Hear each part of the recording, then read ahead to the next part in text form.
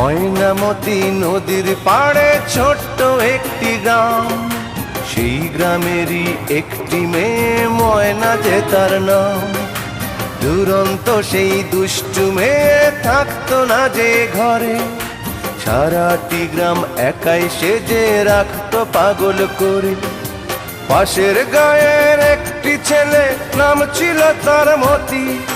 ময়না ছিল সেই ছেলেটির একমাত্র সাথী।